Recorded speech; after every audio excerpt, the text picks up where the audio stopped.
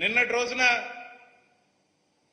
తెలంగాణ ముఖ్యమంత్రిగా కాంగ్రెస్ ముఖ్యమంత్రిగా ఉన్న రేవంత్ రెడ్డి గారు తన మంత్రివర్గ సహచరులను అందరినీ తీసుకుని మంగళగిరిలో సాయంకాలం పూట ఒక సమావేశాన్ని షర్మిల గారి కోరిక కోసం నిర్వహించడం జరిగిందో ఆ సంస్మరణ సభలో ఉండవల్లి గారు, కేవీపీ గారు, మరి కొంతమంది నాయకులు మాట్లాడుతూ రాజశేఖర్ రెడ్డి గారితో వారికి ఉన్న అనుబంధం, ఆయన చేసిన మంచి పనులు, వాటి గురించి మాట్లాడడం జరిగింది.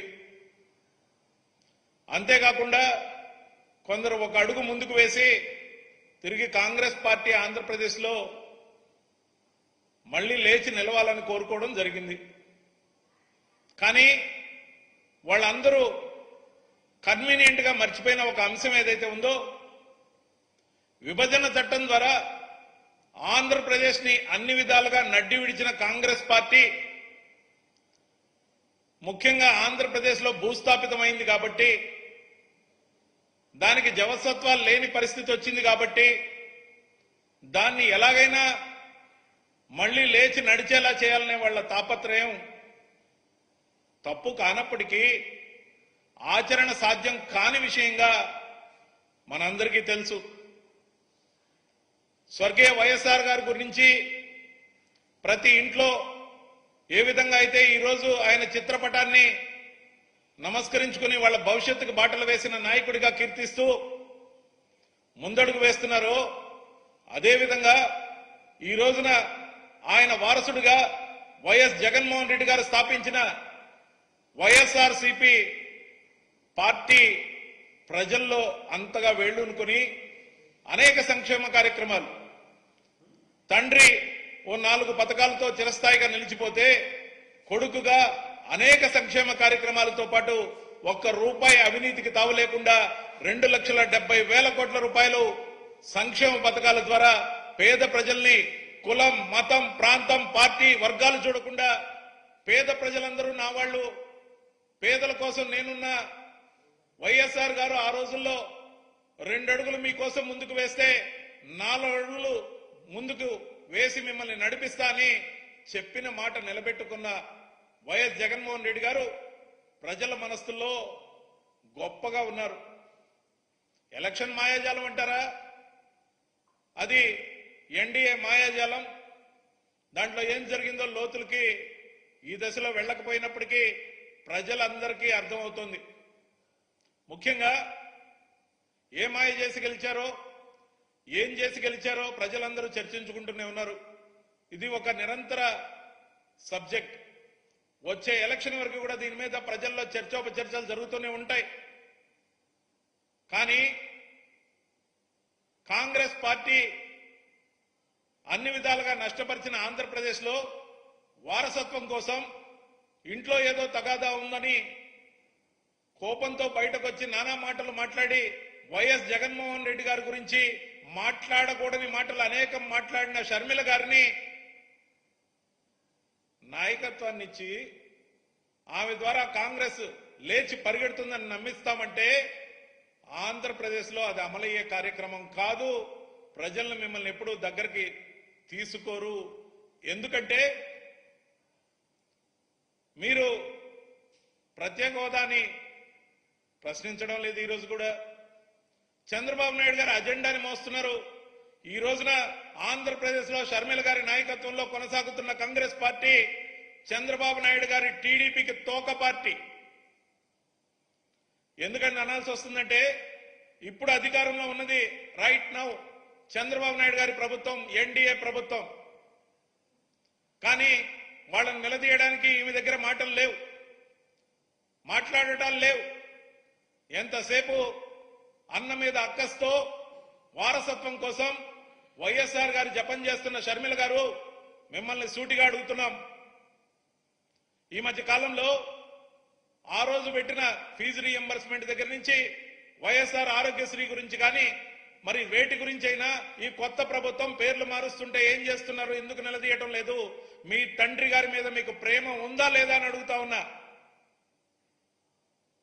ఆ పేర్లన్నీ నిలబెట్టి మరింత పురోభివృద్ధిని ప్రజలకు ఇచ్చిన నాయకుడిగా వైఎస్ జగన్మోహన్ రెడ్డి గారు చిరస్థాయిగా నిలబడతారే కానీ సాక్షాత్తు వైఎస్ఆర్ గారి విగ్రహాల్ని అనేక దగ్గరలో కూలగొడుతూ పట్టపగలు పెట్రోల్ పోసి తగలబెడుతుంటే మీ నోరు ఎందుకు పెగలటం లేదు, మౌనంగా ఎందుకున్నారని అడుగుతా ఉన్నాం. అంటే లోపాయికారిగా ఆంధ్రజ్యోతి పేపర్కి ఫుల్ యాడ్లు ఇచ్చుకుంటే మాకేం అబ్జెక్షన్ లేదు. వాళ్ళ అజెండా మీద మీరు పనిచేస్తూ చంద్రబాబు నాయుడు గారి కోసం తోక పార్టీగా మిగిలి ప్రజల్ని మభ్యపెడితే తప్పని చెప్పి మేము చెప్పదలుచుకున్నాం. మరీ విడ్డూరం, నిన్న అనేక మంది నాయకులతో పాటు యావత్ మంత్రివర్గం కొలుగుదీరిన ఆ సభలో పక్క రాష్ట్రం తెలంగాణ రాష్ట్రం నుంచి వచ్చిన అక్కడి ముఖ్యమంత్రి గారు రేవంత్ రెడ్డి గారు అంటారు, ఆ ఆంధ్రజ్యోతిలో చేసిన అభూత కల్పనల న్యూస్ ఏదైతే ఉందో fake news. Kadapa by election వస్తుందట, దాంట్లో షర్మిలమ్మ గారు పోటీ చేస్తారట, తిరిగి ఎక్కడ పోగొట్టుకున్నామో అక్కడి నుంచే రాబట్టుకునే విధంగా అక్కడ తనను గెలిపించడానికి ఊరూర తిరుగుతాడట రేవంత్ రెడ్డి గారు. అయ్యా రేవంత్ రెడ్డి గారు, తెలంగాణ ముఖ్యమంత్రి గారు, మీ మాటలు పక్కా ప్రగల్భాలు.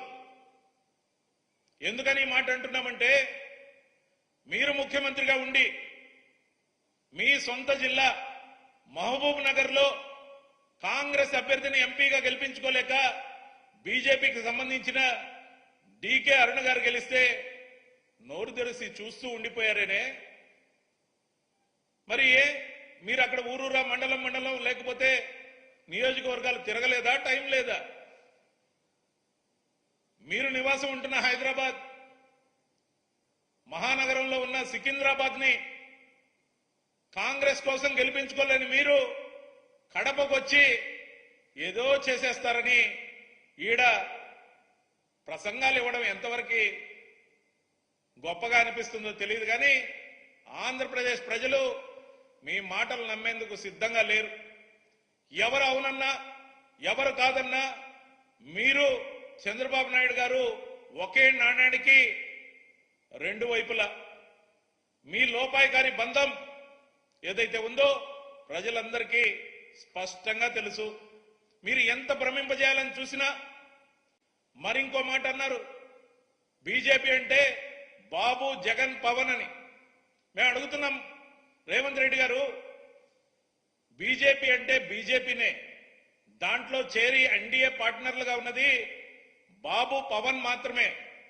మా పార్టీ పుట్టినప్పటి నుండి ఏ పార్టీతో కూడా మేము పొత్తు కోసం వెంపర్లు ఆడలేదు. మేము మా జెండా మీద స్పష్టమైన అజెండాతో ప్రజల తీర్పును కోరామే కానీ మేమే కోరుకుని ఉంటే, ఎన్డీఏలో మేము చేరాలనుకుని ఉంటే చంద్రబాబు నాయుడు గారు అసలు గెలిచేవారా అని అడుగుతున్నాం. మేము పొత్తులకు వ్యతిరేకం కాబట్టే అంది వచ్చిన ప్రతి అవకాశాన్ని అందరి కాళ్ళు గడ్డాలు పట్టుకుని బతిమలాడి పొత్తులు కుదుర్చుకుని ఈరోజు గెలిచే అధికారంలోకి వచ్చి ఉండవచ్చు. కానీ మేము సిద్ధాంతం కోసం కట్టుబడ్డాం. మా జెండాతో మా అజెండాతో పేద ప్రజల పక్షాన్ని నిలిచాం. 4 రోజులు వెనక ముందైనా ప్రజలు వాస్తవాలు తెలుసుకుంటారు.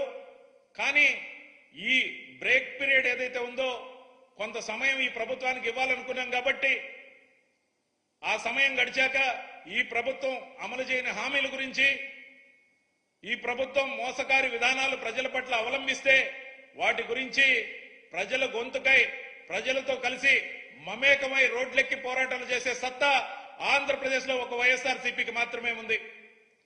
వైఎస్ఆర్సీపీ పార్టీ ఆంధ్రప్రదేశ్ కు మాత్రమే పరిమితమైన పార్టీ, ఆంధ్రప్రదేశ్ ప్రజలకు మాత్రమే అంకితమైన పార్టీగా వైఎస్ జగన్మోహన్ రెడ్డి గారు స్పష్టంగా చెప్పారు.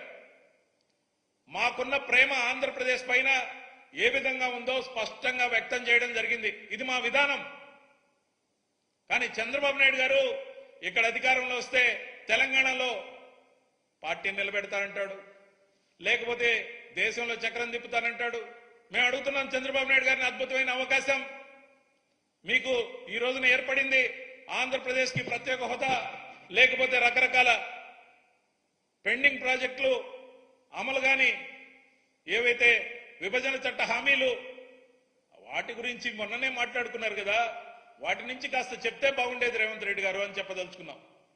ముఖ్యంగా ప్రజల్ని ఏమార్చే కాంగ్రెస్ పార్టీని ఆంధ్రప్రదేశ్ ప్రజలు ఎవ్వరూ నమ్మవద్దు. ఎప్పటి వరకు నమ్మవద్దంటే కేంద్రంలో తిరిగి కాంగ్రెస్ పార్టీ అధికారంలోకి వచ్చి ఆంధ్రప్రదేశ్ కి ఇదమిద్దంగా ఏదైనా చేసి వాళ్ళ తప్పులను ఒప్పుకొని చెంపలేసుకుని ఆంధ్రప్రదేశ్ ప్రజలు క్షమాపణ చెప్పే వరకు ఆంధ్రప్రదేశ్ ప్రజలు కాంగ్రెస్ పార్టీని నమ్మవద్దు. అది షర్మిల గారు కావచ్చు, మరెవరైనా కావచ్చు. కాంగ్రెస్ పార్టీ చేసిన పాపమే విభజన చట్టం ఆంధ్రప్రదేశ్ కి నష్టం.